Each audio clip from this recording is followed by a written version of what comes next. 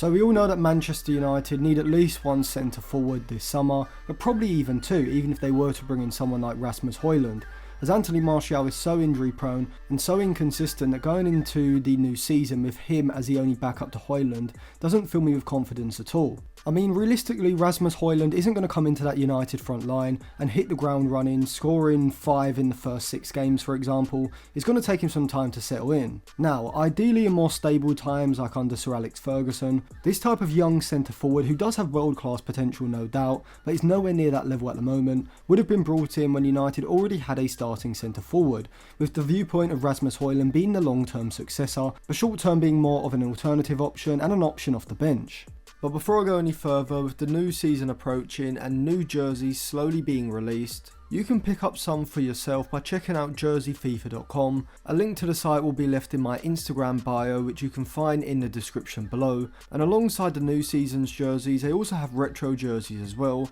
and not just for the big English and Spanish sides like United, Real Madrid and Barcelona, but also shirts like the Italian jerseys from the 80s and 90s, and also some iconic names on the back as well. So you can check the link in my Instagram bio and use code ATLANTISFOOTBALL to get a discount as well. But this doesn't mean that United shouldn't sign Hojlund, as he's probably going to cost around £50 million, which means United will still have money in the bank, or they should have money in the bank, should I say, because with the Glazers you don't really know what's happening. But you would imagine that United, even if they were to bring in Hojlund for around 50, maybe as much as £60 million, they could still go and pick up a decent, experienced centre forward. Now the two options who stand out to me are definitely players that you would need to be convinced of, but once I lay out my reasons why I would sign them, I think you may agree. And those options are Callum Wilson from Newcastle, who is 31 years old, and Mehdi Taremi, who will be turning 31 in a few weeks' time. Now obviously neither Callum Wilson nor Taremi are what you would consider elite level centre forwards, but both are in and around their peak at the moment, and this is probably a surprise for most people, as people usually associate players turning 30 with a slow but consistent decline. However, I actually don't agree with this, and I actually think in the modern game that centre forwards tend to peak around the ages of 29 to as old as 33 or 34, and we've seen this with Harry Kane continuing to improve, Robert Lewandowski and Karim Benzema managing to hit Ballon d'Or levels as they enter their early to mid 30s, and even players like Ciro Immobile and Jamie Vardy, who have been consistent 15 to 25 goal a season strikers for the last 5 to 7 years, with a large proportion of that coming throughout their 30s. And to me, if United are able to get in a striker like Hojlund who can play a variety of different roles as a centre forward, then with the pursuit of an alternative second choice centre forward,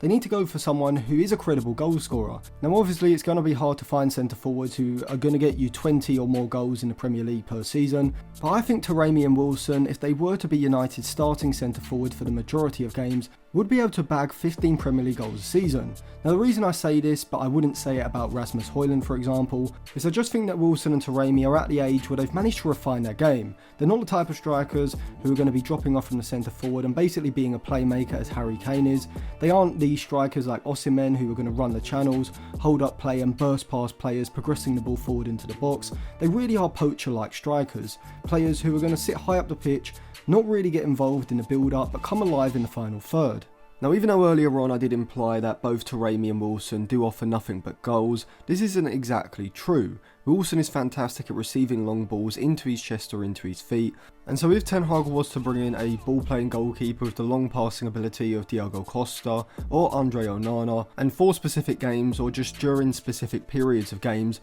wanted to use a more direct route, Wilson would be the perfect striker to have. Taremi, like Wilson, also has the ability to receive long balls into his chest and into his feet, but I wouldn't say he's as good as the Englishman at doing this, but Taremi excels when it comes to creative ability, but not in the same way as a Harry Kane or a João Felix dropping off from the forward line and providing that playmaking ability. Instead, Taremi's excellent at threading those through balls for on-running players, which would work especially well alongside players like Marcus Rashford and Bruno Fernandes, who can provide those runs ahead of him. When we look at Taremi's FBref report in the Primera Liga from last season, we can see that he ranks in the 91st percentile for his XG assisted and slightly overperforms his non-penalty XG, with both his non-penalty XG and non-penalty goals ranking around the 75th to 85th percentile. And alongside this, he also ranks around the 90th to 95th percentile for both his progressive passes and his progressive carries, and so maybe I was a bit harsh when I said that Wilson and Taremi only offered goals. As to be fair, both would significantly help United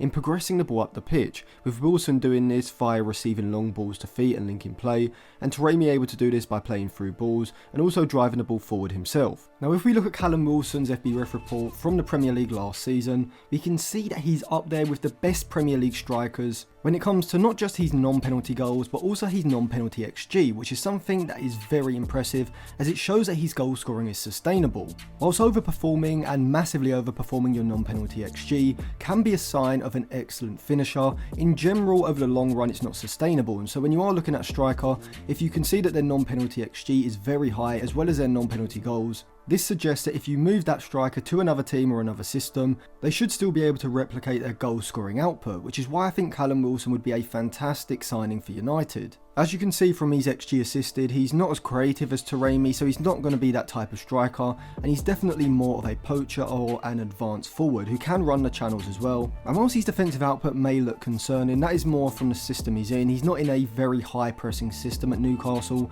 and whilst they do look to retain high positions when the opposition have the ball in the defensive third, they do drop off relatively quickly and drop into their 4-5-1 shape, and so that's why I wouldn't be concerned, as I do think Callum Wilson can fulfill the pressing obligations that Ten Hag's system would demand. And to be honest, as I'm describing both Wilson and Taremi, a former United player pops to my mind, and now to me he's one of my favourite players of all time, but I don't think other United fans have the same affinity with him, and to be honest, it's not really his spell at United which made me love him so much. And to be honest, that's also the case with Di Maria and Pogba as well, but the player I'm talking about is Falcao. What If Football did help me out with this part of the video, so if you want to check out his videos, I'll leave his channel linked in the description below. So Falcao was born in Colombia's oldest city, Santa Marta, and he was named after the Brazilian and Roma star of the 1980s, and he also had a father who played football as well. But when Falcao moved to Valencia for his father's career, he took up baseball, which was a more popular sport in the country at the time. But after his family returned to Bogota, Falcao picked up football instinctively, and by the age of 13 he was making his debut in the second tier of Colombian football. Yes, 13.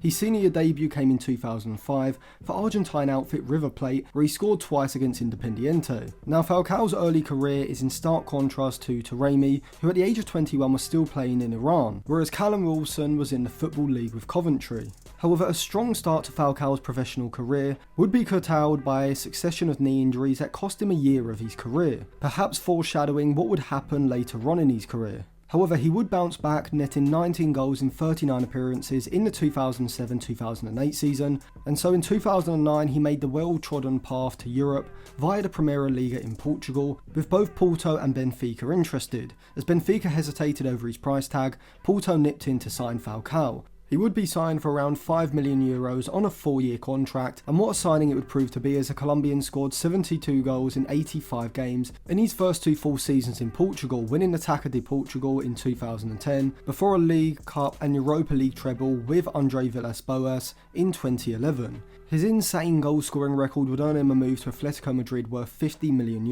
which was a club record at the time. He scored 70 goals in 91 games for Atletico Madrid, which proved to be a successful period once Diego Simeone got the managerial reins at the Vicente Calderón. Falcao won the Europa League again in 2012, as well as the Super Cup, which would follow at the start of next season, where he netted an incredible first half hat-trick against Roberto Di Matteo's Chelsea. The Colombian marksman added the Copa del Rey in 2013, and it was his time to move on for an even bigger fee. Now I will admit, at this point in Falcao's career there's no point comparing him with Callum Wilson or Mehdi Taremi. Falcao was just in a different league at this point, and I genuinely believe that around this time, if there was no Ronaldo or Messi, Falcao would have been in the top 3 of the Ballon d'Or, especially if he had made the move to the Premier League or one of Real Madrid or Barcelona instead of the move to Atletico Madrid. Yes, at Atletico Madrid he was fantastic, but I think in 2012 had maybe Fernando Torres gone back to Atletico Madrid from Chelsea and Falcao had gone to Chelsea instead of Atletico Madrid, he would have been rivaling the likes of Robin van Persie and Luis Suarez for the Golden Boot in the Premier League, because at this point Falcao was arguably the best poacher in world football.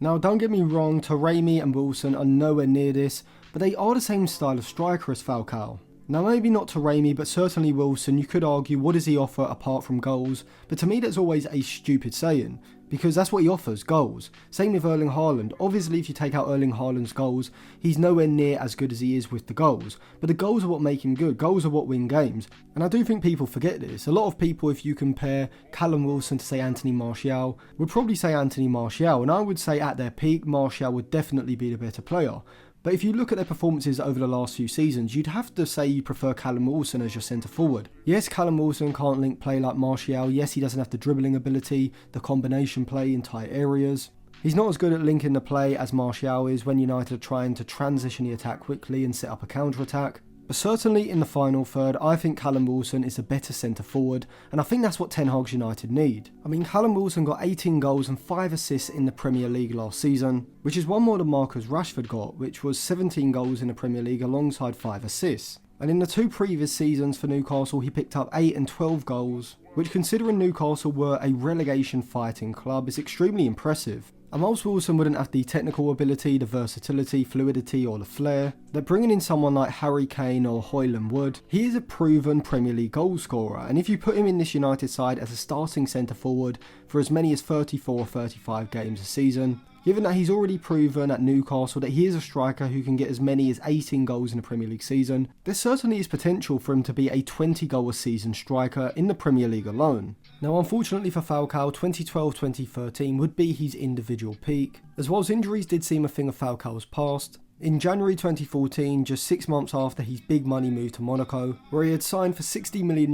and was earning €14 million per season, he would tear his ACL in a Coupe de France game against 4th tier opposition. It ended his season and left his World Cup dreams in tatters. However, the summer transfer deadline day that following summer offered Falcao the chance of reprieve, with Louis van Gaal and Manchester United coming calling for a loan deal. And I remember back in 2014, United fans celebrated the signing of Radamel Falcao, offloading homegrown Danny Welbeck to Arsenal and bringing in a world-class upgrade, whilst rumours of his age were quickly forgotten about when he made his United debut in a glorious day, the club's first win of the season in a 4-0 battering of Queen's Park Rangers. It seemed like the start of something promising was blossoming. In a team also featuring Robin van Persie, Wayne Rooney and Angel Di Maria, it was abundantly clear that Louis van Gaal's preference for a 3-5-2 wasn't able to crowbar all 4 talents into the same 11 at the same time. Therefore, Wayne Rooney was pushed back into midfield, Di Maria exclusively used out wide, whilst Falcao and Robin van Persie would interchange centrally.